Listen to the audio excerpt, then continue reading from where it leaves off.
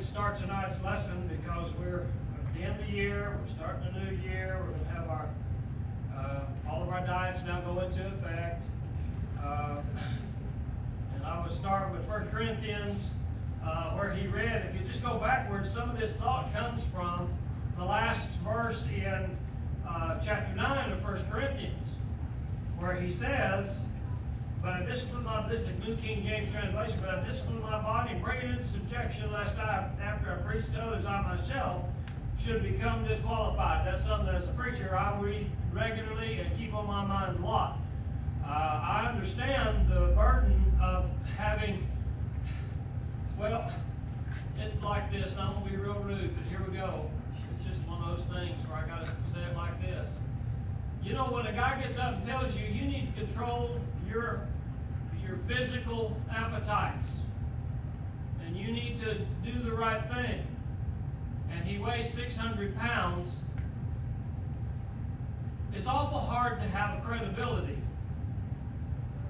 Or if he's had 6 wives, it's just awful hard to have a credibility with somebody telling you you need to discipline yourself when they're not terribly disciplined themselves.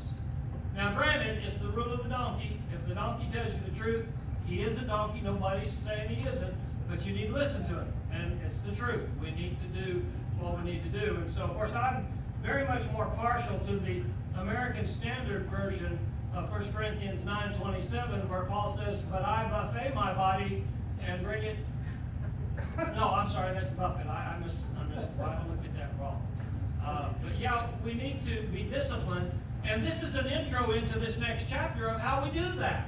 As a matter of fact, it's interesting to me that there are lessons to be learned from negative examples. And this is what we got. Very often we use I think it's a bit of a misnomer when we talk about how we gain authority for what we do. And we use the implication, divine implication, and we use direct statement, or what used to be called command. And then there is the approved example. Okay, that's not really a good, accurate way of putting it. Approved example. Account of action is better because account of action can be positive or negative. And what we have here is not an approved example. Let's understand that. What he's fixing to list in chapter 10, beginning around verse 6, are not approved examples. However, these examples are left for us, and they're very negative, and we should not do this. And we do this with our kids. We teach people constantly with this. We say, here's an example. Don't do that. Because it's a negative example. And so we find a great number of negative examples here by which we can learn. And this is how we acquire or establish or apply discipline to ourselves. And so he says in verse 6, now these things became our examples to the intent that we should not lust after evil things as they also lusted. So Paul is talking about, to the Corinthian church, the Old Testament people of God, who did things that we're not supposed to do. I don't know whether you've ever wondered about it, but you know, these things are written in verse 11, which is a repeat in some principle of the things he said in verse 6. But he said these things were written and happened to them as examples. These are accounts of action or examples that are negative, and we're not supposed to do them. As a matter of fact, if you ever wonder why it is certain things are recorded in the Old Testament and left for us, it's because they mean something. There's something we can use. It's for our learning and admonition. And so therefore we ought to read them and say, okay, this is what they did. Ask the question now, did God approve or did he not approve? Then we act accordingly based on these examples. And so he gives 4 quick examples there, and I don't want to get too detailed. I don't want to make this a kind of a short devotional this afternoon, but the examples he gives here are stuff that the children of Israel did, and I'll try to give some context to them as we go. But notice in verse 7, idolaters. Don't become idolaters. Now I know the first thing we think of when we think of idolaters is very similar to that which happened in Exodus 32:6. That's what this is referring to. Idolatry usually entails some bowing down to some figurine or some statue or statuette or something of gold or wood or what. And we don't do that today because we're so much more cultured. However, in our culture, in our day and time, our idols very often become those things that distract us from God. It could be a baseball game. It could be entertainment. It could be family. It could be all kinds of things that take us away from serving and worshiping God like we should. We got our idols today, don't kid yourself. And so a negative example here is if we're going to discipline ourselves, we've got to realize we don't want to be idolaters. The second one in verse 8, committing sexual immorality. Oh, I'm sorry, folks, but that nearly defines our culture.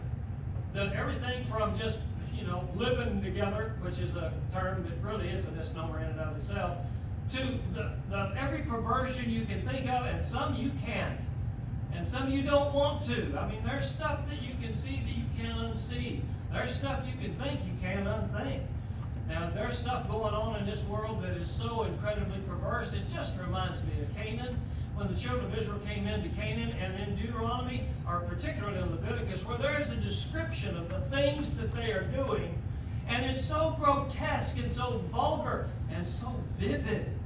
It is graphic in its explanation, and you're going, wow, this is in the Bible? And I know the struggles that these poor teachers have when they're teaching 3 and 4 and 5-year-olds, or even up into junior high, and you get into Leviticus and it starts 18, and it starts talking about stuff, and you're going, wow, how are we going to teach kids about that one? That's kind of graphic. It's so ugly what people can do anymore. Here's our example. Don't do this. If you're going to discipline yourself, you need to avoid these kinds of things. Tempting Christ. By the way, this is verse 9, had to do with the manna issue. The children of Israel just got so dejected and so upset with things the way they were going in the wilderness that they decided this old bread that God has given us ain't good enough. And that's the basic gist of the problem. And a whole bunch of them died. A bunch of snakes went in amongst them, and I know some of you women already get chilled just thinking about being in a group of people where God just sends a bunch of snakes in on you, and you're dying because they're biting you. Wouldn't that be wonderful? And why was that? Well, because what God gave them, evidently for them, was just not good enough. And so when we discipline ourselves, we need to understand that we need to accept what God has given us, because it is the best for us, whether we realize it in detail or not. And finally, verse 10, complain. We're just going to skip that one. I like a little cheese with my wine. Yeah, complaining. There was a lot of folks back in the Old Testament that complained. They just figure out something, just throw up a topic of any kind, and we can find something to whine about. And that's the way the children of Israel were. They were complaining about everything you can imagine. Do you realize that part of being disciplined and disciplining ourselves is finding in circumstances that we are exposed to the good, the place where we can be grateful, the place where we can look at this and say, well, even though this circumstance seems to be going like this, I can still be thankful to God for whatever it is that's going on, because I will become stronger and better, and I will make it through this, whatever it is. If we're going to be God's children, discipline ourselves, we've got to look at life different. We can't see life as just one misery after another. Everything goes wrong and then you die. I've seen guys that have that mentality. And boy, what a horrible way to live. Instead of looking at life and saying there is something good in all things that happen, all things that goes on in our life, if they're for the good of God's glory, it's a good thing. God will take care of us. We don't have to worry about it. All things work together for good to those who love God, who are called according to His purpose. Romans 6:28. So now we get to the punchline, which is the reiteration of what he says in verse 6. Now all these happened to them as examples. So if you ever wonder when you're reading through the Old Testament why something is listed, it is not superfluous. It's not useless. It's not just minor history of a people of God from way back since dirt. This is there for you and me to read and understand and make application today. That's what we'll try to do here in the next couple of verses. Because there's nothing God wrote back there that doesn't apply to you and me right now. Yes, it was a different time. It was a different law, patriarchal, the Mosaic. As a matter of fact, that's what he talks about in this next phrase. Upon whom the ends of the ages have come. Well, who's he talking to? The Christian generation. Because there was an end to the patriarchal age, and there was an end to the Mosaic age, and the end of the ages had come. And so now we're Christians, so how can we use all this information, God, that you've put in the book back there, and we've got now for posterity, and we can read? How do we use it? Well, we discipline ourselves by looking at these examples and saying, okay, we got to watch for this and not do this. Here are the two things that need to happen if we're going to watch wisely for them. Look at what he says in verse 12 and 13. Number one, and this hits that pride button real hard. Therefore, to him who thinks he stands, take heed lest he fall. First thing we need to realize, no matter where you are spiritually, you're not all that in a bag of chips. Okay? You are still saved by grace. It isn't because you're a great person. It isn't because you've lived just so perfectly alive, perfect alive. It isn't because that you have such great value that God chose to save you ahead and above beyond anyone else. Not the case. Okay? In fact, you are susceptible. You can fall. You can make mistakes. And frankly, you do. We do. I'll include me in that one big time. We make mistakes. We have to realize that part of our existence as Christians and being good Christians is being diligent on a steady, constant basis. We always have to be aware that Satan walks about like a lion seeking whom he may devour. If he's doing that all the time, there is no rest for us. There is no time when we can take off. We can't retire from Christianity. It's going to be a constant call, a diligence that goes on all the time. That's kind of what discipline is. This notion of, well, it's the new year, we're going to have some resolutions, and we're going to start fresh and new. Well, I'm sorry, that doesn't last very long. We need to dedicate our lives. I've been told this several times. I don't like it, but it's the truth. Because I have been told you really don't ever need to go on a diet. You need to make a lifestyle change. You've got medical people in here that probably back that up. It just goes all over me. But it's true.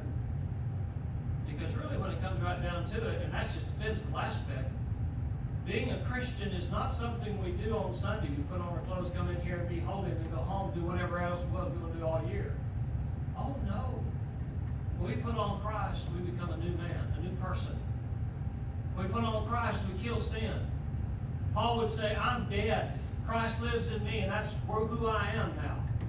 I'm a whole different person. It's a paradigm shift into some other existence than what I used to be. And that's what he's talking about here.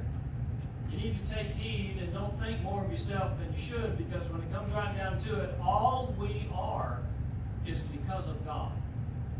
And we can look back at people and their mistakes and see where they got to being proud and got to thinking they were somebody and thought they were special. And lo and behold, no sooner than they start standing up on their tippy toes thinking they're somebody, they get the knees kicked out from under them. And that's what happened to them. Second thing, with all this understanding of our frailty, spiritually speaking, and the fact that we do fall and we need to be careful and be diligent, let's also understand something else. No temptation's overtaken you except what's common. Everybody goes through temptation. I realize there is a diversity of temptations, because what tempts me probably doesn't tempt you, okay? What tempts you wouldn't tempt me at all. I'm convinced that the chronology that is in those things that are in the world, the lust of the flesh, the lust of the eyes, the pride of life, shows a progression of a person's maturity as they go through life and what tends to tempt them. Because I'm telling you, at 18, there were things that tempted me that at 67 don't make a notch anymore. Likewise, at 17, 18, I could never have imagined some of the things that tempt me now would ever tempt me, but they do. And so therefore, we have to understand that the temptations that are before us are common. Everybody's gone through them. One of the reasons Jesus went through his temptation, and I don't know whether you made the connection, but what happened in Genesis can be defined in the temptation Satan put before Jesus, which is defined by John when he said, the lust of the flesh, the lust of the eyes, and the pride of life are all of the world. You can look at those three things, and they show up in Genesis, and they show up in Jesus' temptation, and they show up in our lives constantly. And those kinds of things we must avoid, and we must understand that Jesus overcame them, so he showed us it can be done. Because we fail doing that sometimes doesn't mean that it's a flaw in the system and that I can't help myself. I've always loved it, and I had a very red-headed lady tell me on occasion that, well, you know, I can't help myself. I'm just red-headed. I just fly off the handle. And I said, well, I've got dark hair and I just need to punch dummies in the mouth. Well, that didn't go over well. But it made my point. Some physical trait you have is really not an excuse for doing whatever temptations we have. That's common. I'm not the first one that's gone through this temptation, either failed or succeeded. I'm not the first one. It's common to everybody. However, what we can understand that, and this is one of those great providential things that occurs with God, between God and His creation. Notice what He says, we will not be tempted beyond what we are able. Why is that? Because God is in control, and He loves you, and He loves me. And He is going to see to it that we do not face something we can't get over. Everything's get overable. It's just a matter of the want to. Do we really want to, or do we not? And sometimes the sacrifice, I guess, is too much. Or we're too blind because we don't look for that way of escape. So the way of escape's there.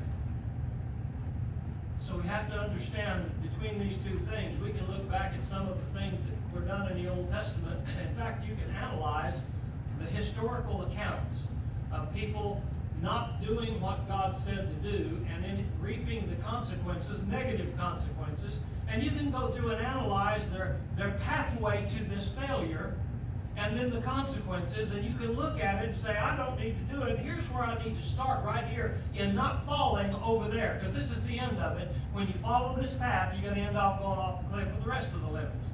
Don't go that route. No matter how many people are doing it, don't go that route.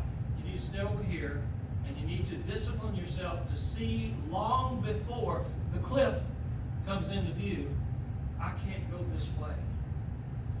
You ever wonder the concern of elders sometimes about what they see and why sometimes little things that don't seem to be that important, like they miss church Sunday afternoon, or they didn't come to the Bible study on Wednesday night, and elders get kind of upset about that. They get a little concerned, say, you know, we'd really like to see you there. And what they're seeing is that somebody is a little further down the road and they're getting too close to that cliff down there because there's a progression in the direction that they're going. You see, that's what happens when all these examples are given from the Old Testament. You know what we can learn from that? I know I can fall. But I also know that wherever there's a possibility to fall, there's a way of escape. I just got to look for it. Again, made a comment this morning. Christianity is very proactive.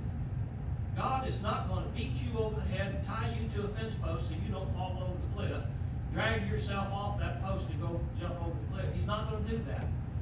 You have to choose to do the right thing. That's what discipline really is about, isn't it?